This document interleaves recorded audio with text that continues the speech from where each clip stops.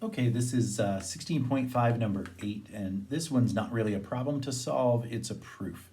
And what we want to do is prove that the curl of the gradient is equal to the zero vector. Here's the gradient of a function, and then we're going to take the curl of that gradient.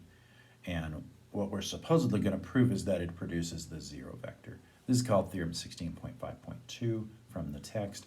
Let's go about proving it. So first, we've got some sort of f of x, y, z.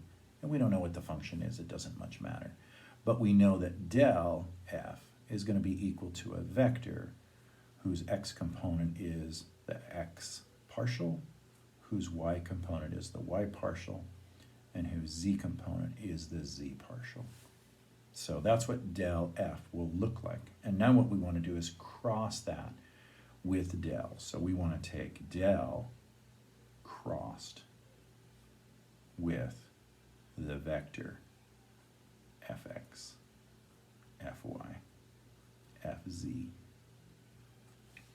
And of course, to do that, we're going to need to build a 3 by 3 matrix determinant. So I, negative j, k.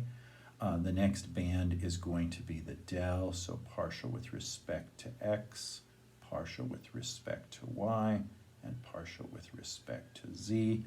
And the bottom line is going to be the bottom vector, which is partial with respect to x, partial with respect to y, and partial with respect to z. Okay, well, let's go ahead and perform our cross product. So the I row and column, it's going to produce partial y of fz, so that's going to be fzy, and then I'm subtracting fyz, and I think you can see what's happening here.